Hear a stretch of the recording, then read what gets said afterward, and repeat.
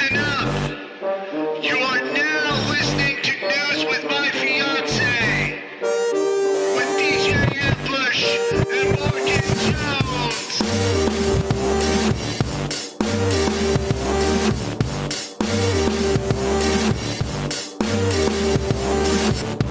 It's Thursday, y'all. It's a Thursday. What it do? Good morning. Good morning. Hello, everybody. What's happening? How are our fiancés today? What it do? What going on? I did give our number out last night. What do you mean? Someone was like, "What's the text number?" Oh. I gave our number out, and they put it in their phone as News with My Fiancé. Yep. Yo. Okay, the hilarity of that is like, it just pops in like, oh, I want to text the show. And it's like someone else's show. It's going to be Tuesday morning. Yeah. Not us at all. Friday night. So I was thinking, I don't know if you guys just saw this. Biden made a pretty controversial statement. That'd be really cool. We'd miss it completely. Completely. We would not see it. For anyone we don't have like a... There's no alert system. Yeah. That's like, this one's for you. This text has your name on it. Right. Does it get marked that way? No. No, not at all. Not at all. Morning, y'all. How are we today? I'm not my best, but I'm not my worst either. So, You're here, though. I believe people say fair to middling. I'm sorry, what? I've never heard that. Really? Fear to middling? Fair. Fair Yeah. to middling. Like, I'm all right. Okay. All right. Wow. Okay. Where does that phrase come from, fiancés? Why have Fair I to heard middling. it and Ambush hasn't? Maybe it's just a Pacific Northwest thing. Pretty sure it's not. Oh. I think it's more like a Midwest thing or Oh, something. okay. Or like a, And it leaked over this way. Yeah. Caught a little bit of it. I do not know the etymology of this, though. I don't, to be clear. I am absolutely making a guess. Went straight to the spelling bee. I do not know the etymology. I just want to be clear. I want nobody. No smoke. Exactly. Right. For those that might know. Okay. Yeah. Good morning, Michelle. Michelle said, "Good morning, high energy crew." JK, no energy detected. Thank you. That is an accurate assessment. We're pushing through, Shell. No energy detected is like the funniest shot ever. Put that on a t-shirt. Bruh. Like a little meter. It's broken. Just no none. energy detected. None whatsoever. Can it be a Scientology meter, though? Alethiometer, what are they called? E-meter? No. E-reader. E-meter. I actually, I feel bad for doing that. The alethiometer is from the Golden Compass. Chill out. Oh, my word. No slander for the Golden Compass. I love it. I'm doing my dance. He's doing his dance right now. I can't remember the name of the show on HBO. That was the, what's the name of it? Oh, with Lin-Manuel. That's honestly the only thing I remember. I mean, Daniel Craig's in it too. I didn't watch it, so yeah. But I know you did. You loved it. I love it. Oh, I love it so much. I can't remember there's another season in that. Oh, so good. Anyways, yes. I love that shirt. I love that idea of Scientology meters on it. No energy detected. No energy detected. Well, I'm working on the merch, guys. So, It's looking pretty spiffy. I'll tell you that. Figure out how to add that in there. I'll tell you that. It's looking pretty spiffs. We're almost done. Yeah. It's taken me a very long time. Maybe that's why I don't have any energy. Unsure, Michelle. Unsure. It's because she's making candles from scratch. That's right. We're getting using my fiance candles. And I don't know. I just do that in there. Man, I was like, oh, did we have a discussion that I have forgotten about already? I mean, you're running a coven, so you kind of need candles. This is not wrong. I mean, we haven't started it, to be clear, We just know that there are a couple people that would join. Yes. We got another text. Good morning, fiancés. Y'all are the high point of my week, Robin. Thank you, Robin. Robin. Thank you very much. Good morning. Thank you. I love the rings in there too. I know. I try and use the rings fire. every time I do something and forget about it half of the time. Yeah. Anyway. Are you Here proud comes of me? Ambush yawning into the mic again. I backed away. I was going to ask you if you were proud of me for doing that, but apparently not. I am proud of you. I just, it's either underachieved. contagious. And I pass it off to you. It's kind of like, breakdances. I do a little worm. Oh. Hand you a yawn. Okay, but so when I call you Ray Gun, it's a problem. But you want to bring up breakdancing. Interesting. Is there anyone else you could have possibly called me? No. Really? That's the only breakdancer you know. That's correct. Wow. Okay, so I think both Olympics. What am I supposed to know? The people that didn't make it to the Olympics? Go away. Okay. Never in your life of lies refer to me as Raythea Gunn, please. Okay. No, not at all. Okay. That clown. Here I go again. Yeah, here you go. There you go again. Wow. Well, it's starting. It's starting the cool down. Oh, yeah. It's starting the gray down. And I am here for it. Fiancés. When you said the gray down, I was lost for a second there, but now I get it. Yeah, I didn't know what to... The gray up. I almost said that and was like, I don't know if this makes... I don't know if either one of them... Up. I don't know if either one of them makes sense. Yeah. You know? It makes sense to me. It's gray outside. I'm ready for some actual rain so that barometric pressure can stop being weird. Man. Because it keeps doing we'll just rain a little bit and then have some sun breaks or whatever. I don't know. Right. And it's blowing my head up. So I've had it. Let's just be gray for a little bit. Like, thank you. No, thank you. No, thank you. Thank you. No, thank you. In other non-breaking news, my nose piercing closed in 2 days. Can someone please tell me how? Why? Why would that happen? It is not a new piercing. It's a it's old. 3 years? Mm-hmm. 4 years. I wanted to change my nose ring. I took it out. Went to put the new one in. Forgot to put the new one in. Like, had to leave or something. Mm-hmm. 2 days. I go to put it back in. Closed. Is this right? Mutant healing factor. I've already had this discussion with her. Why she's choosing to to put it to you guys as if she didn't already get an expert opinion. Oh. I don't know. But here we are. Anybody else got any opinions? I want to go back to the first text that says no energy. I don't have the energy for this, Ambush. Fine. Yes, you have told me that it's a mutant healing ability, but I find issue with that because there's so many other things that don't heal so quick, you know? It's very specific to your face. It is. I mean, that one is. Yeah. But we don't always get the powers we want. But does the power work equally across a body or just only on a nose? Yeah, sometimes, sometimes it does, sometimes it doesn't. That's what I'm saying. That's what people got to understand. Okay, this is not. You got the comics, you got the MCU, which is the 616, and then you got real life, bro. And it's not always going to turn out the way we expect it to. Oh, so the MCU is propaganda. I probably wouldn't have used that word, but I guess in this case, it's kind of accurate. Yeah. Sometimes the mutant ability is like a third ear in your armpit that no one asks for. It doesn't do anything. But does it do something? Oh. It might, during certain circumstances.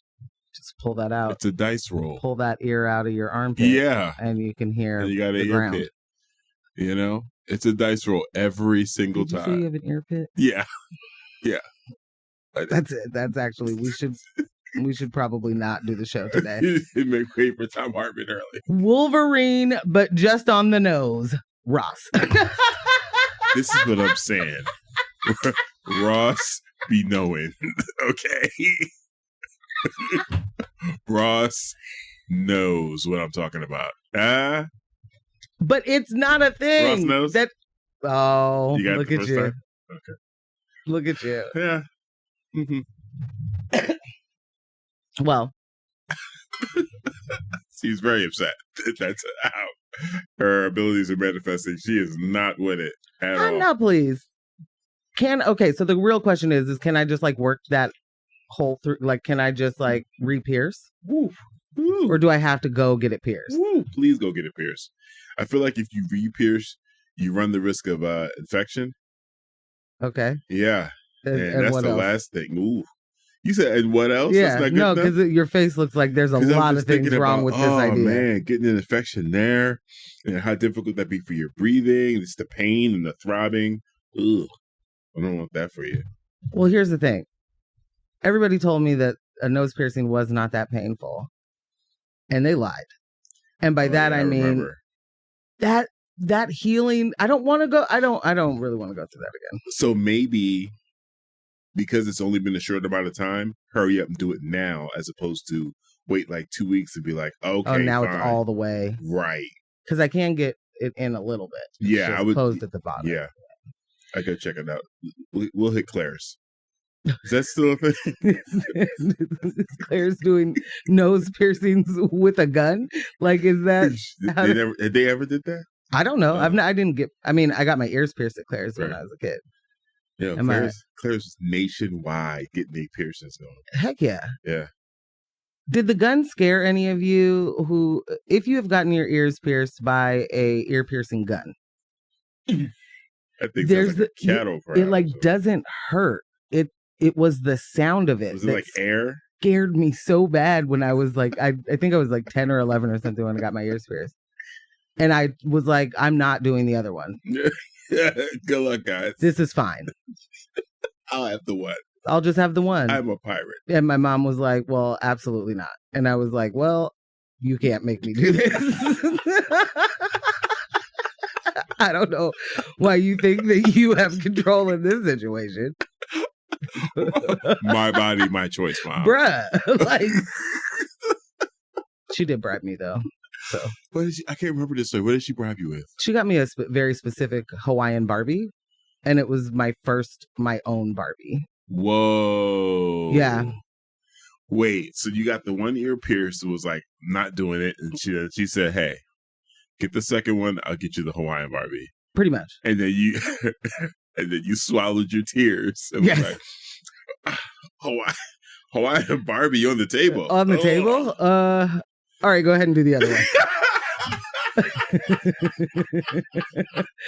What's so funny is I literally could see you like deliberate in your head for 3.7 seconds. Okay, let's go. From a hard no, from an absolutely not. It was absolutely not. And she tried to do the, well, Morgan, you'll look like a boy. Like, you'll have one. That was like, okay. Seems fine with me. Totally fine with me. Like, Bob, some of my best friends are boys. Yeah. So. Like, what do you want from me, lady? It's fine. Me and my Batman t-shirt are going to be just fine right now. Yeah, we're good. Oh, my God. Yeah. That's hilarious. She had to bribe me. She tried to go the route, too, of like, I don't know that your grandma would be okay with this. And I was like, I'm sure she wouldn't. It won't be the first time I'm disappointed in her. Absolutely going to tell her it's your fault. Oh, my God. So okay, so you get the second ear pierced. See, someone said Black Hole, not Claire's, though. So I do remember Black Hole. I'm trying to think of the name where I got my nose pierced. It was downtown somewhere and not Claire's. Right. Just yeah. You hit them all. So then you got the second one. Boom. Not as scary. All right. Yeah. Because there was a trophy on the other end of that tunnel. And it had happened. Right. Like I kind of knew what to expect. Yeah. So I thought that it was pain, the first one. It was just noise. But it was the noise. Yeah. And so on the second one, I was like, oh, okay. And that thing's really loud. It scared the mess out. But Jesus, I believe is the word. And then it's like, okay, did you guys go instantly to the toy store? Oh, absolutely. Yeah, no, we're not leaving here without that Barbie. Let's go. Hawaiian Barbie now. Yeah. And how'd you feel when you had it in your hand? Pretty great. I'm trying to remember her name. That started with an M. Okay. Wow. But she had really long, like brown hair and a blue Hawaiian little outfit. Yeah. Okay. All right. Yep. Loved her. Look at that. That was I think maybe my only Barbie. And part of that was like, I didn't really play with Barbies, but my best friend had every Barbie and all the Barbie things. And like, you need to be able to have a Barbie to participate. I wanted to come over with my own. Yeah. You know, I didn't want to have to always. Your Barbies. Yeah. Your Barbies are yours. Exactly. I get it. Same thing if I was younger, you know, when I was younger. Transformers. You're going to need your own. I need my own Joes. Yeah. Need my own Joes. You guys bring your Joes together. Yeah. But if not we have Morgan comes over empty handed and plays Barbies with Angela, you know? If we have some of the same Joes, I put my Joes away. So my Storm Shadows will get mixed up with yours. Yeah. I like the priorities here. Yeah, I don't know what you've done to that. Yeah. Because I don't know what you've done to that. Yeah, the rubber band. Because there's kids that used to twist their Joes all the way around and then let it go so it could spin back around. But there's a rubber band that holds the top and the bottom together. And you're putting extra stress on that rubber band. And once that pops, then what? How are you going to replace it? Your Joe's in 2 pieces? Yeah. Then you got to do Joe surgery. And that is when your medical professional career started. Boom. Talk to me. Yeah. That's what it sounded like to me. Yeah. Well, today.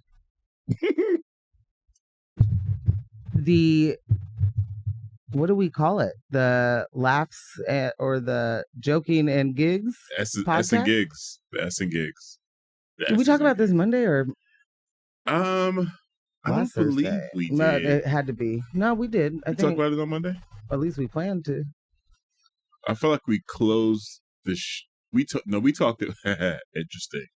We talked about it in the house, saying, or usually no. We talked about it on Monday as we were packing up, and we were having a discussion about introducing our listeners to Andrew Shultz, some who may or may not know who Andrew Shultz is, and that whole situation. And we talked about it a little Andrew bit. Shultz is supposed to be a comedian. Feel free to text in to say, yes, you know him, no, you don't. Mm-hmm. I'm not going to judge you. No, I'm lying. I was going to say I'm not going to judge you if you think he's funny. Oh. But yeah, I'd be lying if I said that. Andrew Schultz, and to be clear, I don't really judge. I don't really care that much. I do. Andrew Schultz is a stand-up comedian. He's got, like a Netflix special or two. Yep. I was introduced to Andrew Schultz via Charlemagne the God, which is accidental in all ways. Everything I know about Charlemagne, everything he does is against my will. It's never researched. It comes to my face. Yeah. I never asked for it. But they had a podcast, The Brilliant Idiots. I don't know if it's still happening. Probably don't know, don't care. In some form, somewhere, some irregularity is probably still happening. Right. But Andrew Schultz has his own show called Flagrant. And he is we did talk about this because you exactly. That's what I was just about to say. So yeah, sorry for any repeat here, but he is if it's a joke, then no one could be offended because funny. Right. And also because it's offensive, it's obviously funny. Right. And if you don't think it's funny, you're obviously not in the comedy. A lady. Yeah. Who doesn't like to joke with the boys. You don't know what funny is. Don't know what funny is. He does a lot of misogyny and racist jokes. He is very much like from what I call incel comedians, like the no ma'ams. You really hate women and you can't articulate why. So they're just B's and H's that can't, do anything without being hysterical or something. I don't know. We're just crying at every point of the day. Right. A different podcast by the name of S and Gigs, which that's not it, but I think you get the point. S being an expletive. Expletive and gigs, like giggles. Mm-hmm. Two British black men from British black men from London, but they are they were on like a American tour. Yeah, U.S. tour. U.S. tour. Did a few different podcasts. Did this show. Don't know if James and Fuhad, the ones from that podcast, don't know if they know Andrew Schultz the way that some of us do. There are plenty of Americans that don't know who Andrew Schultz is and why he is problematic. Right. One of the you may have been introduced to him by one Joe Rogan too. You know, like that. Right. He frequents that circle. Ugh. Yeah. They went on the show. Andrew Schultz did some racist jokes. One of which being about how black women steal men's hairlines. Like that. Through stress. Yes, yeah. Through stress. Like we just stressing you out at all times, making men go bald. Mm-hmm. And also, black men grow beards to shield us against slaps. Right, because we are physically violent. Yes, from black women. We are slapping you in the face. That's why we grow beards. Self-protection. Self-protection, hide the bruises, things of that nature. Right. Yeah. Evolution. Yeah. The boys laughed. The boys were uncomfortable. You could tell they were like, oh, ha ha ha ha. But they didn't say anything. They didn't stop him. They did not go, hey, bro, that's really not funny. Ooh, this is racist. Like none of the. So they're getting dragged for not speaking up, which we can talk about another moment. Mm-hmm. Because for me, this is an Andrew Schultz problem. This is not a James and Fuhad problem. Now, I do think it is a problem if you are going on to known racist shows. And to be clear, Andrew Schultz, this is how he like clouds himself with black and brown people. So there's a black man, there's an Indian man, and there's a white man on his show. And so everything's just joking with the boys. Everything is just, we are having a good old time doing all the kikis and ha-has. How could I possibly be racist? Look at my panel of friends. United Colors of Benetton right here. That's how he treats it. That's sincerely how he treats it. And those men that are on that podcast with him, I would dare say, in their own communities, aren't held in very high esteem. Woo. And I just say that from the type of jokes that they too crack on that show and laugh at. It's just like, okay, cool. This is where you are because this is where you've decided to be. Yeah, you've made a choice that you're going to run with the idea. And this is a thing that a lot of younger men will do, no matter, all across the spectrum of black, brown. Anyway,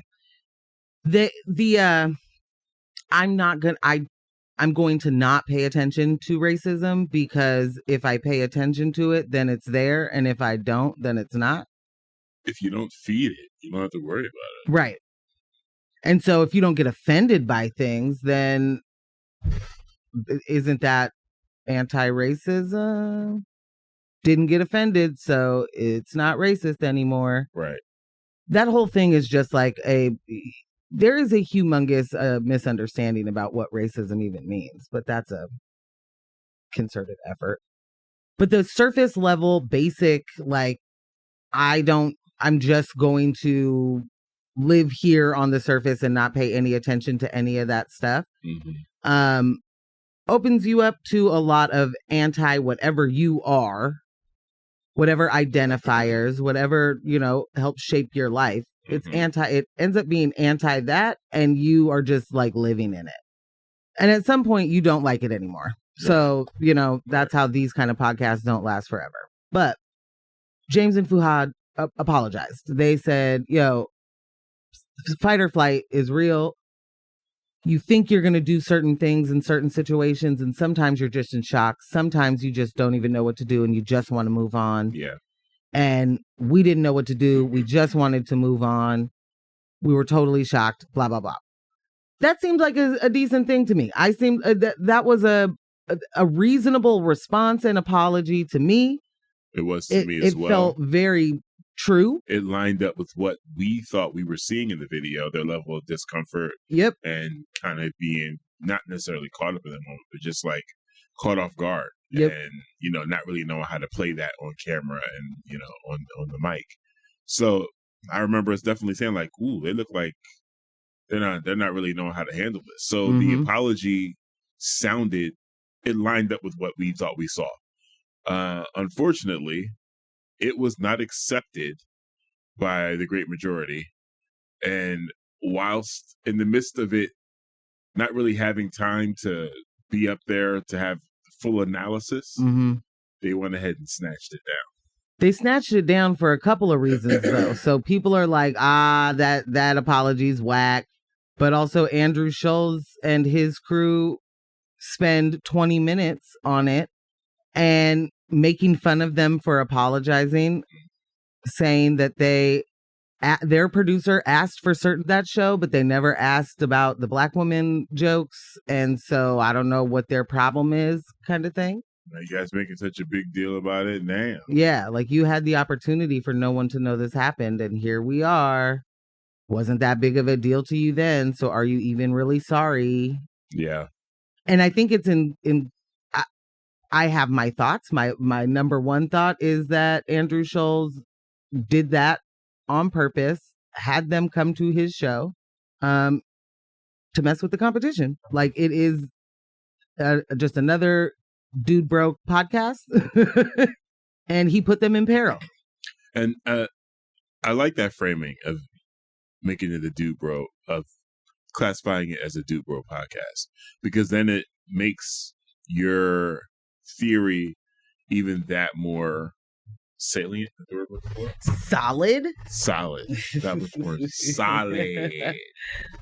Because not only is James Overhod's show a dude bro podcast, another dude bro podcast, it's the exact opposite of what Andrew Schultz is doing. Like, yeah, it was refreshing to see two black men on this podcast in the UK cracking some hilarious jokes, but also being pro women and pro trans and just like super non-problematic. Yeah. And it was like, yo, like this, I really rock with these dudes. Yeah. And they didn't realize they entered enemy territory, not just in thought, but that Andrew Schultz was like, oh, nah, these dudes are comp. Yeah. And they are preaching and having casual conversations and are building steam on an audience that would hates my content. Yeah. Yep. I need them up out of here. Which is interesting to me because we got different markets, is I guess where I'm going. Like, the crossover, is there crossover? Sure. That crossover doesn't mean they don't listen to you. Right. Like, that's not what crossover means. So they're still listening to you. The other people that you are looking for are not interested in your content from their audience. Right. So to me, it seems like a weird, why need to eliminate that competition or try to eliminate that competition. But I am also not a power hungry, wild person with a World War II haircut. And then glorious bastard, if you will. That's it. Haters gonna hate. So right, we did talk about this on the Monday show. We brought it back because of that update of the Flagrant Boys responding and reacting to the apology. And it just, like you said, it kind of brought everything into frame, like, oh, this is what happened. Yeah. Wow. You guys got set up and taken out. Yeah. Now, I don't know how effective this, right. You know, I don't think by much. Yeah, I don't know how much of an impact it's going to have on S and gigs, but in the long run, I think that they will. The longer that Andrew Schultz's name is attached to it, the more that the public is like, wait, so was that big of a deal? Right. On them, or is that on Andrew? Yeah. And it's on Andrew. If Andrew leaves it alone and then lets the internet have it, it could be more effective than him trying to keep going at them because then it exposes more then people you are being a bully. Yeah, and it exposes more people to who you are. Right. People who didn't know. And it's like, oh, well, that's all this guy does is just take shots and, oh, well. Who wants this? Yeah. But I do think it was a huge mistake in them taking the apology down. It just should be following up with more apologies. Yeah. It should just be apologies or apologies. So before we jump into a music break, let's run down what we're going to chat about. Definitely. And also shout out to our fair city. Right quick, just got announced that we're getting a WNBA team. First time in 20 years out this jump. I'm excited. Huh. MJ is not so excited. I've been around for the two that we had, and I've been around for the disinvestment that happens immediately, and the immediate, very tiny investment that happens in the beginning to even get it started. And so, you know, you got to see it. I'm leery. You got to wait and see. No, it makes sense. Yeah. You know, like I really want to be excited, and I love the WNBA, and I want a WNBA team. Yeah. You don't want a trend. I don't want what? A trend. You don't want to be dabbled with, trifled with. If you're going to have the team, let's have the team. I want the WNBA to be taken seriously. I want them to treat that like a league that matters. I want those athletes to be treated like the athletes that they are. It is an exploitative venture in the first place because it's flat out like you don't make as much money as the men in the NBA because you don't garner enough attention. But I wonder what that has to do with, you know? Is it just that people don't want to see ladies play basketball? Or is it that you put zero investment into making it a game that people could even come to and enjoy? Right. So, I mean, again, that is exciting news. And also, you know, I'm interested to know who is attached to that. I'm interested to know what kind of money is going into it. You need millions and millions and millions of dollars to build a professional team. Right. And if you have $100,000 budget, it ain't going nowhere. Well, I will say the climate's a little different this time around. It's different, you know, it's different. I've never seen this level of energy around the league, period. Mm-hmm. You know, so hopefully what we get this time isn't going to be what we got in the past. Fingers crossed. Fingers and toes crossed for that. Mm-hmm. Yes. So, shout out to our fair city. In other local news, we'll be talking about the most important thing happening in downtown Portland. Daggone right.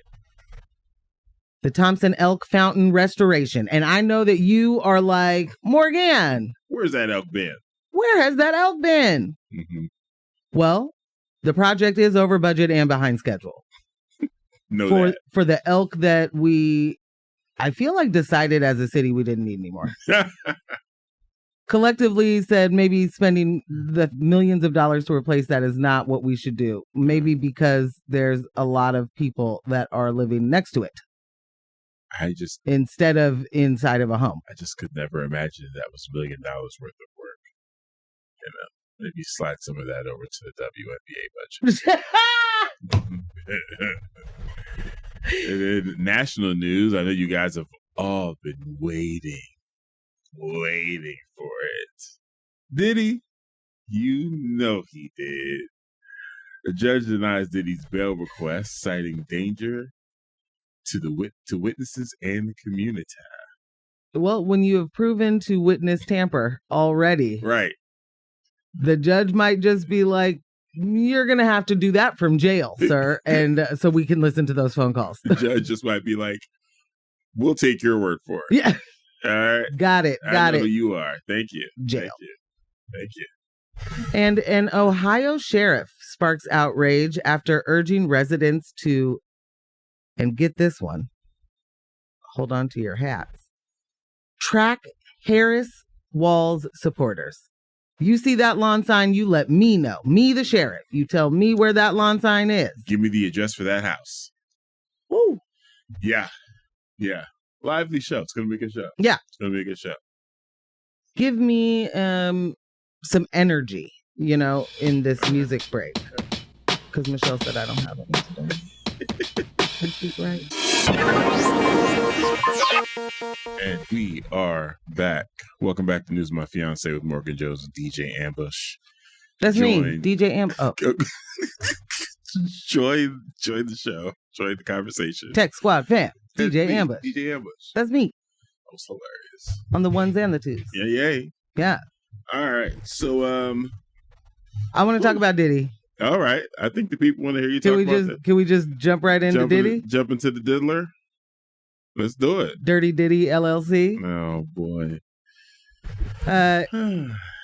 Hip-hop mogul Sean Diddy Combs will remain in jail after a judge on Wednesday rejected his request to await trial in his Florida mansion instead of a federal jail in Brooklyn. U.S. District Judge Andrew L. Carter ruled that Combs' proposal, which included a $50 million bail offer, GPS monitoring, and strict visitor limits, was insufficient to ensure community safety and the integrity of the case. Judge Carter agreed with prosecutors who argued that no conditions of release could prevent Combs from potentially threatening or harming witnesses, a key concern in this case. Combs, who pleaded not guilty to sex trafficking charges, has been in custody since his arrest on Monday. The indictment against the 54-year-old accuses him of using his power and prestige to coerce victims into participating in drug-fueled sexual performances known as freak-offs. Unbelievable. How many times have you heard those two words together in the last 72 hours? Oh, my gosh. Which he arranged, participated in, and recorded. The indictment details a years-long pattern of abuse, including blackmail, violent acts to silence victims, such as kidnapping, arson, and physical assaults. Prosecutors allege that Combs intimidated accusers and witnesses, citing text messages in which he threatened to leak videos of the sexual encounters.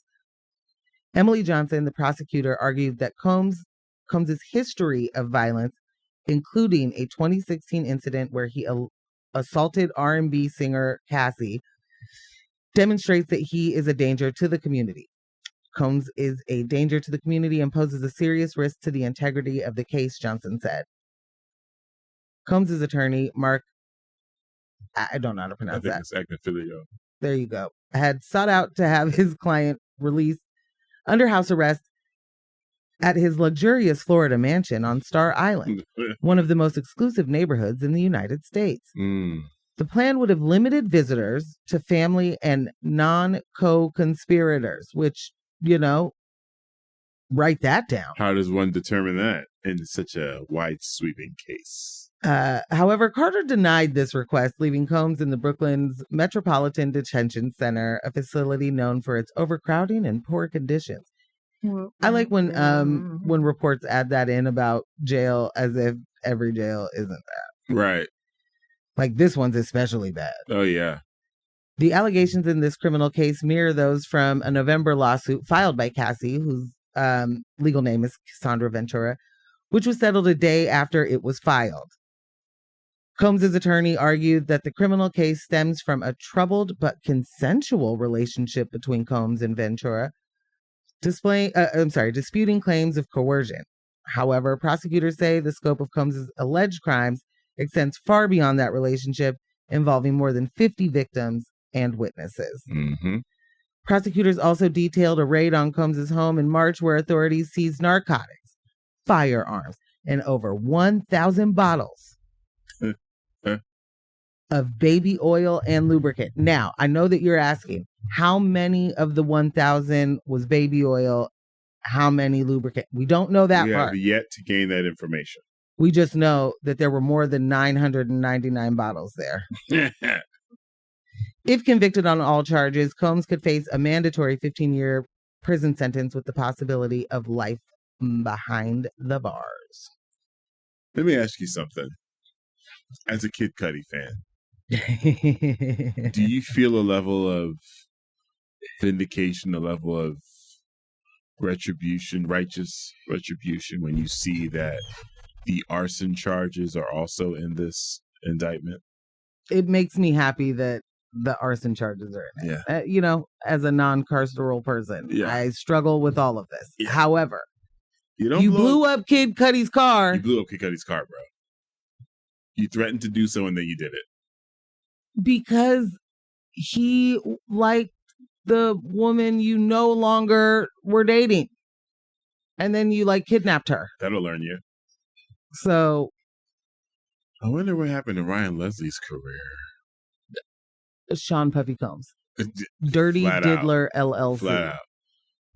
Hey y'all, don't buy any more beats from this guy. Shut it down. I mean, the industry. Come on. That's exactly what happened. He was dating Cassie first, right? Yeah. Yeah. That's super rough. Which also I'm going to have questions about because Ryan Leslie is not a spring chicken either. And so when she was 19, he was not 19. Mm-hmm. I can't stand that guy. Anyway, Diddy is out here. He's been doing the most since the beginning. Yeah. And the question marks at this point are less about the heinous acts happening. The sex trafficking, the physical violence. Right. They are doing a racketeering case. Yeah. Based on potentially, money laundering, misappropriation of funds. Are you paying for the freak off with, the bad boy money? Yeah. Are you paying for... Are the runners that work for Bad Boy doing some of these things? Are the people that work at Justin's restaurants, are they doing setting up the freak off? Right. And that's the problem. Many a problem in this story. But one of the problems is that in order to do as much harm as he has done, you have to have people around you cleaning it up. Yeah. There have to be other hands involved. It's not just one person making bad decisions. And not just cleaning it up, setting the table. You know what I'm saying? They are responsible for booking these hotels, booking these flights, providing transportation. I mean, these are events. They're events. So there's full event work that goes into it. Yeah. And that takes a team. Yeah. And that team of people knows what the event that they're setting up is. Yeah. And they're getting paid from funds from Bad Boy ENT. There was no separate LLC for the freak offs. So no, but it should be called Dirty Diddy LLC. Yeah. He didn't set up Dirty Diddy LLC. He had set up Dirty Diddy LLC and paid people from Dirty Diddy LLC, this would still not be great. But it'd be a weaker case. That's wild. Yeah. Yeah.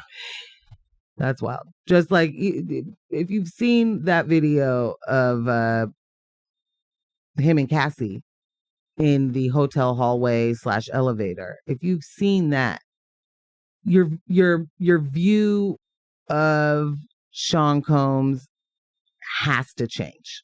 And it should also affect your view of the justice system, because we saw that based on not a criminal charge or criminal trial, but a civil one. Hello. Because of the statute of limitations of him actually being able to be charged for what we saw in that video. So basically, the laws are set up in a way that, yeah, we all can agree this was a horrible thing, but look how long ago that was. He's clearly obviously changed. Do we still hang on to that? That was so long ago. So the person I gave our number to last night. Good morning, Captain, my captain. Did a hashtag itty bitty Diddy. Which is perfect. Good morning, God. James. Like, for real.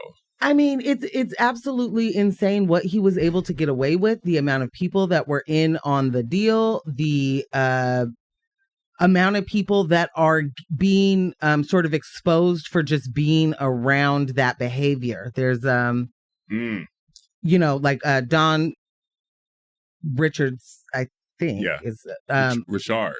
I heard that yesterday. I heard it. I've been hearing it all week, and I'm like, is this how we're supposed to be saying her name? I mean, I watched Making the Band. This entire time, they were saying her name wrong? Quite possibly. We were saying Rihanna for quite some time. That's true. Yikes. Okay, Richard. Dawn from Danity Kane. She has now filed a lawsuit alleging sexual abuse and physical abuse. And what was my point of that? Oh, within her filing that, there's a story that there was a dinner, Sean Combs, Diddy, Love, whatever you call him, Puff Daddy. He slapped or punched or... he punched Cassie in the face in front of Dawn, Neo, and Usher. One Usher Raymond, if you will. And I gotta believe someone like Usher, who has been a part of this industry since he was like 12 and spent a lot of time with Diddy as a minor. I know that there's got to be some trauma and stuff there all on its own. Absolutely. And there's got to be some learned behavior that is harmful. Yeah, I mean, we're talking about these are his father figures. These are his industry uncles, industry pop-pops. These are, his industry elders that he looks up to. So it's not just Puff, it's also Russell Simmons. Absolutely. You know what I'm saying? But to be, yes, absolutely what you're saying. And I believe that Puff was like his guardian for a while, just like he was for Justin Bieber. Yeah, absolutely. Like actual guardian. Yeah. Which is insane. Yeah, there's no way you come out of that unscathed. Right. Absolutely no way. So there's a lot there. Being in a position of seeing a couple argue is an uncomfortable thing. Physical violence, I don't know how that happens, and then everyone just like keeps eating dinner. Well, what we're finding out, and at least for me, and maybe, I don't know, I want to speak for everybody, is that Puff has been far more dangerous for a lot longer than I would have ever known. Okay, that's fair. There was a lot of times, like, again, I graduated high school in 94. Puff has been a joke for decades in the way that he surrounds himself with the tough guys, wants to be this tough guy, wants to be this super talented person, and he surrounds himself with the people that he wants to, the energy that he wants to project. Mm-hmm. Unbeknownst to all of us on the outside in the consumerverse out here, Puff not only hangs around dangerous people, but is quite often the most dangerous person in the room. Yeah. And that was just like, my mind was blown, like, wait, what? Oh, he's not in the gym to look cool and to, kind of give off this machismo. No, he's putting in these reps because he's very physical. He's going to pick you up and bench press you. Yeah, like I've seen, videos of him, smashing stuff off his desk and throwing tantrums. And yeah, all of that is just, but again, all this really exposes is how well he is truly hidden that side of his persona. Truly hidden it. Even in plain sight when we're seeing the tantrums, it's like, here Puffy is going off again. And ain't nobody worried about Puff. When everyone who's actually in that room, we're watching people who are physically worried about Puff. Right. We're watching people on camera that are actually concerned for their physical well-being. Because when the camera shut off, there are things that are happening that we are completely unaware of. Yep. Yeah. I could not imagine it. Wow. A mess. But I am glad the judge. So it was the magistrate judge before, and now I can't remember this judge's name, Carter. Mm-hmm. That was like, hey, I'm going to agree with the magistrate here. No bail for you, good sir. Let's move on. Let's not complicate pick a trial this. date. Yeah. And I love this because it says a couple of things. One, SVU ain't real life, bro. This would have got off. Yeah. Abbott would have been salty. Yeah. Oh, Abbott. I was like, what? Like, this would have happened. Surrendering a passport, $50 million bail, good to go. Okay, so can we just really quickly talk about how they prepared a bail package that they presented? I was going to go to my next point. Oh, okay. Which was very early when we talked about that earlier this week. I said, this Puff really thought he was a white man. He really thought he was rich, white, and powerful. Yeah. Sir. I mean, if they didn't let Harv go home, sir.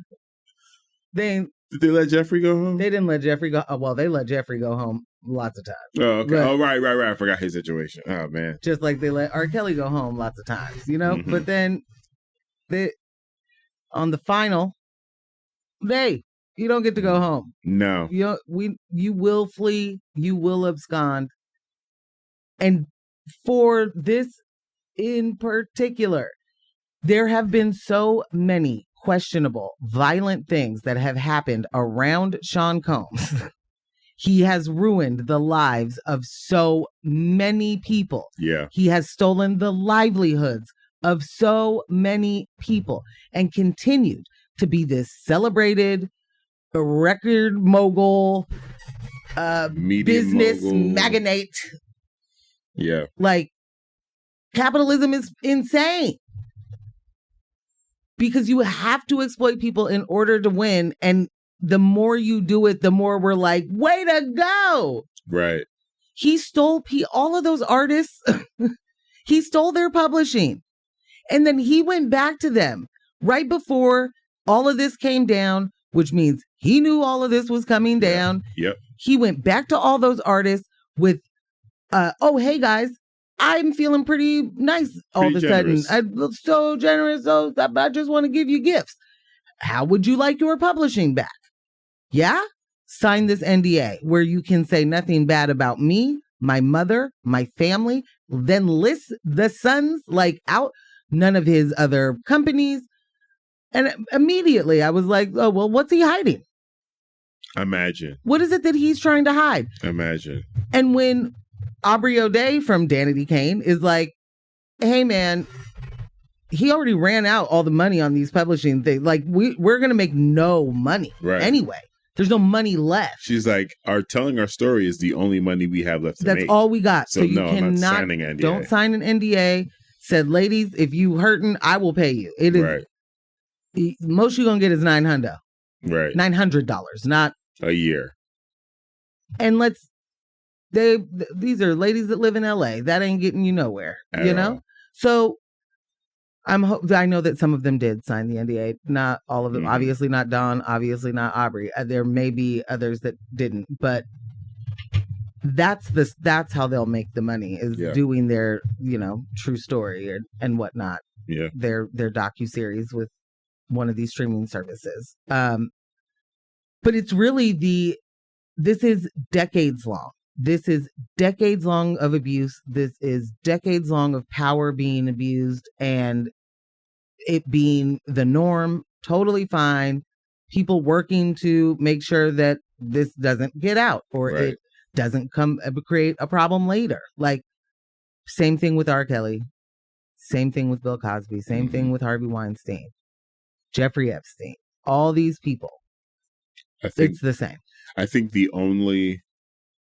I agree. I mean, and what I'm saying is that you have to there are people that are helping you. Have to do this. I think what's going to be unique about this particular situation, it's most likened to Jeffrey Epstein when you talk about the people that are also in the orbit that participated and can be tied and implicated to any of this. Yeah. With Puff's history in the entertainment industry and many other industries that he's, invested and flipped some cash in, there are so many people, celebrities, executives that are going to either have to come forward as witnesses or be charged. Yep. And the AG, when he made the statement, did a presser 2 days ago, I believe it was.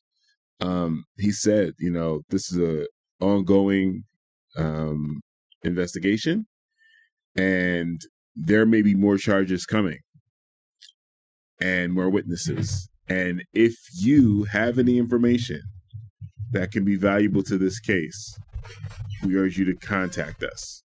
And then he said, quickly. And when I heard the quickly, it was crystal clear to me at that point. That was a threat, fam. That was a threat. Call us before we call you. Because by the time we call you, we've already heard enough about you from everyone else that called us. So why don't you get on a good foot and just give us a ring-a-ding-ding real quick? Because they're not playing. They are not playing with us. This is a wrap. It's a wrap. And I am curious to see the ripple effect of this. I'm very curious to see the ripple effect of it. It's going to be interesting. Whew. Oh, boy. Interesting is a word. I'd like one more music break. All right. I think the fiancés want one more music break, too. They might. I know what I'm going to do. Yeah. Bring our boy in. We'll catch you after the music break. Welcome back to News of My Fiancé with Morgan Jones and DJ Ambush. I'm glad that Kudi hit you like that. So I think, Michelle, if you're still listening, what we have just figured out is that if Ambush would just play some Kid Cudi in the morning, and I mean before we get here, okay, the energy might just flow directly into me, and then I won't be a little half dead when I get in here. Yeah, understood. Because that song, I don't know, how did we all feel? Collectively. With that Kid Cudi song. How did it strike us all? How did it strike you? This will be exactly, like. Is this going to be on the quiz? It's going to have to be now. Okay. Are you a Kid Cudi fan? If not, are you now? Were you unfamiliar before? Mm-hmm. Maybe you know him as just Scott Mescudi, the actor. Yeah, maybe. Oh, what was that show called? The first one, HBO. No, doesn't matter. I don't know, but he was on that sci-fi show on HBO that I love so much that I can't remember the name of either. We're doing great. Yeah. Really doing great. Memories gone. Anyway, I would, let... I'm sorry that I stepped on that. It's all right. That was a nice jingle. Yeah. But fiancés, let us know. Yeah. How do you feel? Oh, here we go. We got one already. Let us know how you feel about Kid Cudi and most specifically that song. Kid Cudi brought it. And that's what I'm talking about. All right, Brooke. That was Brooke? That was Brooke. Good morning, Brooke. I just ran into the mic, getting excited. She said, and brings it always. Thank you. This is how I know I found my second. My second in charge in the coven. Yeah. It was so obvious from the beginning, but when you really start to bond over the correct people to love. I get it. Well. Oh, nope, more. Michelle said, the music breaks give us the will to go on. It is known. In between this harsh news, I can imagine. The It Is Known just took me right back to Game of Thrones and how much we used to say that to each other. It is known. Michelle has been with us the whole time, I swear. All right, going back to, I'll be quiet. Going back to season 7 of that thing. Okay, so Portland's iconic Thompson Elk Fountain is closer to returning to its downtown location, but the project is over budget and delayed. What? On Wednesday, the Portland City Council unanimously approved $1.8 million to restore the elk statue and its granite fountain base, which were damaged during the 2020 racial justice protests. City commissioners hailed the decision as a symbol of downtown Portland's recovery from the economic downturn caused by the COVID-19 pandemic and nightly demonstrations. The restoration of the Elk Fountain is an important step towards important step forward and one of healing, said Commissioner Renee Gonzalez, who was also running for mayor. The granite fountain, originally built in 1900 to provide fresh drinking water to animals, was removed in July 2020 after being damaged by fires during protests following the murder of George Floyd. Despite initial criticism of the bronze elk statue when it was installed, it became a beloved landmark in Portland. I wonder what the initial criticism was. The city council has now hired Cedar Mill Construction Company, based in Tualatin, to manage the fountain's restoration and reinstallation. The project will include modern upgrades such as recirculating water to save the city $240,000 annually in water costs, and making the fountain seismically resilient, according to Portland Water Bureau Chief Engineer Jody Inman. Originally, the city approved $1.5 million for the project in December of 2022, with plans to finish by the end of 2024. The budget is now increased by $300,000, and the fountain's completion has been pushed to summer 2025. The delays stem from the city's search for specialized stonemason contractors and the time needed to source granite from the same Vermont mine that supplied the original fountain stone.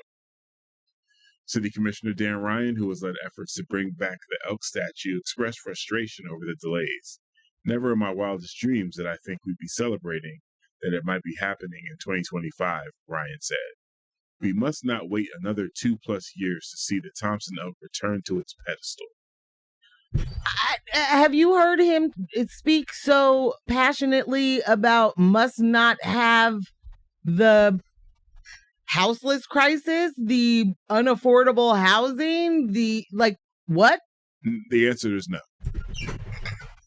Mayor Wheeler acknowledges the challenges of finding niche contractors, but agreed that the statue's return would symbolize progress since the summer of 2020. This is symbolically important to our community. And to see it destroyed really hit people hard, Wheeler said. What? It's a small part of our community, but it gets at the heart of what was happening in that period of history. The Thompson What was happening? Elk were crossing? Well, yeah. The Thompson Elk Fountain is just one of 6 pieces of public art damaged during the protests. The 5 other statues representing more controversial historical figures and politicians remain in storage as City Council debates their fate, with a decision expected in 2026. I thought it was supposed to be done in 2025. Well, the decision around the other statues is going to be in 2026. Oh, I'm sorry. The more controversial statues. You know. I'm now very interested in what the origins of the statue. Yeah. Mm-hmm. I am less interested in that and more interested in what you were saying. Well, earlier, Dan, where's all the the reason I'm more interested in the origin is there something that needs to be restored? You know what I mean? Like, is this truly, when I hear Ted Wheeler say our community, I don't believe that he knows where he's talking about. He does. He knows exactly what he was talking about. That was a self-report. Well, I mean, what I mean is they talk about community only in moments when they're talking about property that then didn't, stand the test of time. I don't know. It's when he says our community, it's our community with the big O. Our community, the owners, like you're saying. No, yeah. Literally, that's his community. Right. Like, and that's really important to them. That's because, like everyone is saying, this is going to signal a return. You really think so? Y'all really think so? Your community up in the hills, y'all really do feel like, well, once we get that elk back, everything's going to really... It's just going to reset the clock. This is really important to our community. Thank you. There's a difference between our community coming from his mouth and your community. Yeah. He's not talking about us at all. I'd just like to mention that to him, we are use people. Fair. The project was completed within a budget of $20,000 when it was done in the first place. And I'm sure that at that time that was a boatload of cash. But the idea that we are spending $1.8 million on top of the other things that have been spent to work on this, for exactly your point of going back to a time in which that stood, I cannot understand how any of these city council people still have jobs. There's real work to be done. And you guys are focusing on a symbolic gesture that you hope is going to do the work or convince people that the work is being done. Because now the elk's back. And look how much. So the elk is back. It's interesting because they're talking about this as if it's, I don't know, like something from Narnia. And once the elk is restored to its platform, then we're going to start seeing flowers blossoming everywhere, and riches will spring up from the ground. Technicolor. And where fountains were no longer, where the brooks have gone dry, flowing. They're going to start flowing. Like, this is what they're acting like. This is what's going to happen. We put the elk back, and all the houseless people will migrate. No, they'll get houses. Yes, because the elk's song, the vibration from the elk song, will chase away the ills of downtown Portland. What is wrong with you people?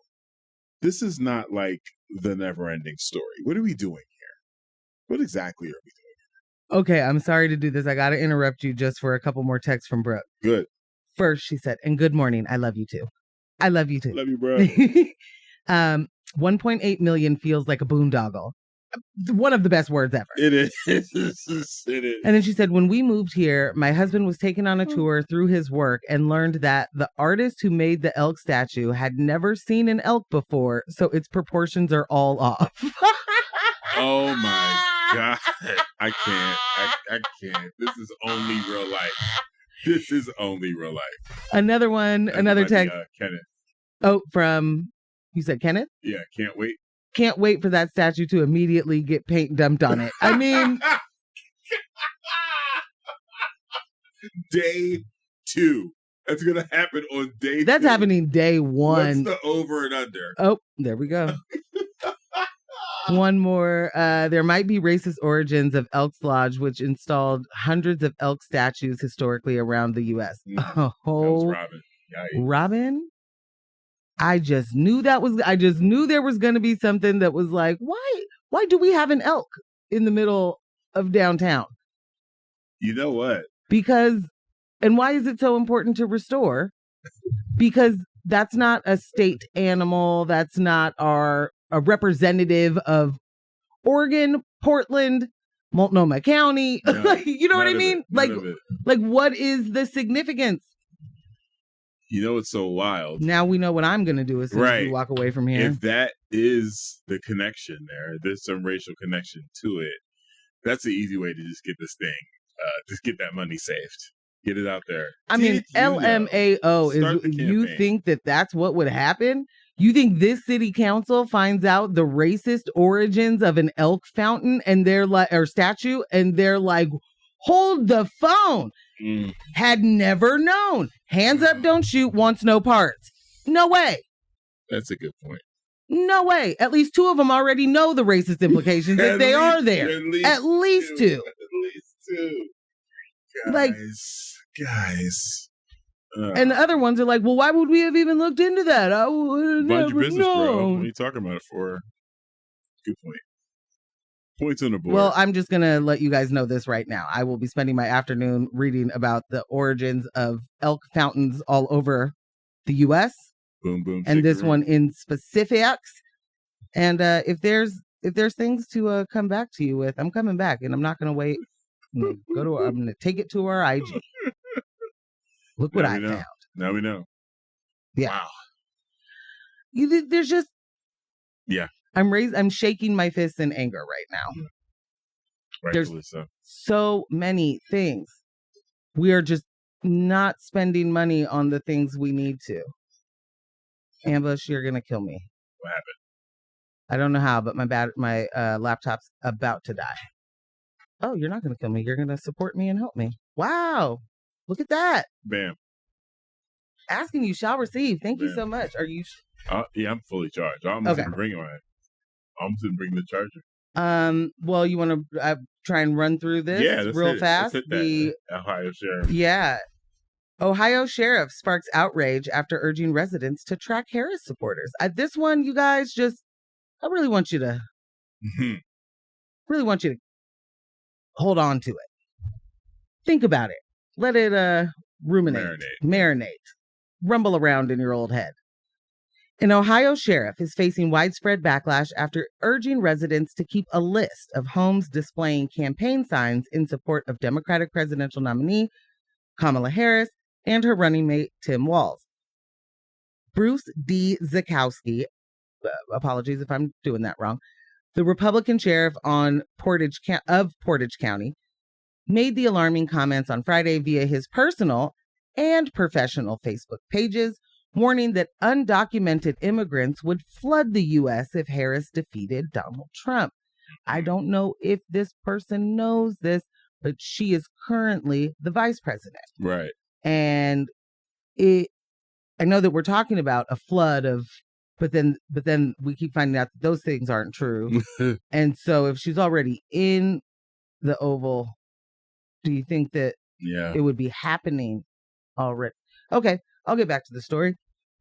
In his post, Zukowski referred to Harris with a derogatory nickname and encouraged people to write down all the addresses of the people. This is a quote. I'm sorry. Quote, write down all the addresses of the people who had her yard signs in their yards. He went on to describe immigrants as illegal human locusts, because that's a thing, and claimed that the addresses would help track those, quote, who supported their arrival. Zukowski also included screenshots from Fox News stories that falsely suggested immigration policies under the Biden administration were fueling crime and destroying small towns. The post sparked concerns about voter intimidation, especially after two commenters claimed they would collect the addresses of neighbors supporting Harris. I mean, Zukowski has since limited comments on the post and has not responded to media requests for comment. The post has been criticized for inciting fear and targeting political opponents. Portage County Commissioner Tony Badalamenti, good luck, Morgan, we don't know, publicly condemned Zukowski's comments, resigning from the Republican Central Committee in protest. Wow. Quote, this is not the leadership I want to be a part of, Badalamenti said in a video, labeling the sheriff's behavior as bullying and intimidating. The ACLU of Ohio reported receiving complaints from Portage County voters, many of whom expressed feeling intimidated. Colin Morosi, Deputy Police Director for... Nope, that's not what that says. Deputy Policy Director for the ACLU of Ohio said, quote, people reached out saying they felt intimidated and may reconsider putting up their yard signs. Zukowski's remarks also drew criticism from John Barber, his Democratic challenger in the upcoming sheriff election. Aren't these like supposed to be nonpartisan? Yeah, it's very confusing. Positions? Confusing. Barber raised concerns that Zukowski's actions could erode public trust in law enforcement. You think? Quote, people shouldn't be afraid that when they call police, officers will check their voting record or whether they support a candidate they don't like, Barber said. Zukowski is running for re-election on November 5th, the same day as the presidential election, amid growing calls for accountability from voters and local leaders alike. What do you think is going to win? I don't know enough about Portage County or this spot in Ohio. I think, he's probably got some backing if his response is not to like immediately take it down, issue an apology, do the blah, blah, blah. My man said, I'll limit the comments. I've had enough of what you have to say. And also no comment. And like, yeah, he feels like he's in a good place. He feels like this is good campaigning. And he might be right. And he might be right. He might be right. I mean, I'm sitting in a lot of places. We keep talking about just like what a police state looks like or fascism, and people like to be confused. Like, what do any of these words mean? I can't understand what you mean by fascism. Well, collecting lists of people that disagree with you politically in order to punish them later is right there, right in the playbook. It's a part of it. And this is law enforcement, y'all. Like we cannot be okay with the law enforcement being like, let's round them up, guys. Let's round them up. This is actually illegal, but not anymore because the illegals might come in. And I'm never going to get over it. I'm sorry. I'm never, ever, ever, ever going to get over the fact that there are people of European descent calling other people illegal who have stolen land, displaced people, genocided all over the globe for land, for power, for money, talking about illegal immigrant. Like, I'm never going to get over that. And then their response quite often is like, hey, if this continues to go on, I'm leaving. So you're going to go immigrate somewhere. You're going to go do. Which is absolutely my favorite. I'm moving to Canada. You think they want you? Cool. So now you're an immigrant. Are you okay with that? Right. Now you believe in immigration? It's also always the people that don't understand the actual system of immigration that are calling people illegal when really they are all legally doing exactly what they were. Not all, obviously. Right. But so many are legally here because they have gone through all of the processes that you are supposed to go through, and there are more steps to be done. Right. Case in point, the Haitian population in Ohio that has come under ridiculous racist attacks. That entire community and threats of violence. Yeah, entire community is under threats of violence now. Like bomb threats to the high school, threats to the hospitals, schools. I mean, who are the terrorists here? The immigrants or the Americans? Round them up. Round them up. And the sheriff is saying, give me addresses so that when that mixed up lady wins and she opens all the borders. Called her a laughing hyena. That's right. Mm-hmm. When the laughing hyena wins, we're sending all the people she let in to those houses. The amount of I'm so tired. I'm just so tired. It's never ending. Right. And it's so dangerous. The people that are dealing with this, like, I don't know if anybody has seen the update, but like there was a picture of a black man holding a goose in Ohio that was like they're eating the geese. That man works for the wildlife system, Mm-hmm. And that goose had been hit. He's literally just doing his job. He's just doing his job. He wasn't taking it home to eat it. He was getting it off the road. But even before we knew any of that, it's amazing to me that the same group of people that can see a police officer shoot an unarmed black person say, show me what happened right before that. This isn't enough context. We need to know what happened right before they pulled their gun out. Don't need to know what happened right before someone is carrying a goose down the street. They can immediately just go, oh, number one, that black person is obviously a Haitian migrant that's illegal that is eating that thing. This also is supposedly like stemmed from a black American citizen woman going through either a mental health crisis or a acute drug issue, ate a cat. I believe it was like in another city. Oh yeah, it was like definitely state. not in the. Yeah, it was in the same state. Oh, okay. But it was like Cleveland or something. Okay. Right. It wasn't Springfield. It wasn't an immigrant. It wasn't it was none of the things. And all it takes when you hold on to and believe in incredibly racist tropes and stereotypes, and all it takes is seeing a little raggedy picture. All it takes is hearing they're eating the dogs, they're eating the cat. Yeah. And then it's real.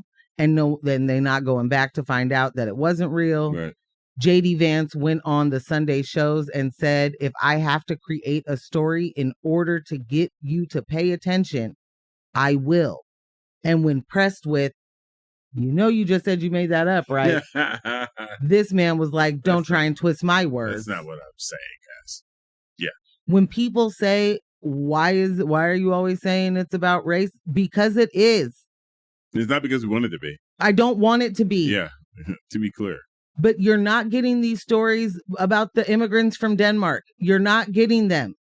And that at some point we got to be serious. That no matter what's happening individually in your life, what are the systemic things that are happening that are so much bigger than you? Yeah. That some of the inconveniences that happen within your individual life are not what is happening on the whole, right? It doesn't mean that's the trend. And I'm saying this to the people that are aggrieved by nothing. Right. That are aggrieved by things that that aren't happening. That aren't happening. That's enough. Okay. Yeah. Thank you. Thank you so much for tuning in to another episode of News of My Fiancé, brought to you by Morgan Jones and DJ Ambush. Our podcast editor, Kyle G of Residual Audio.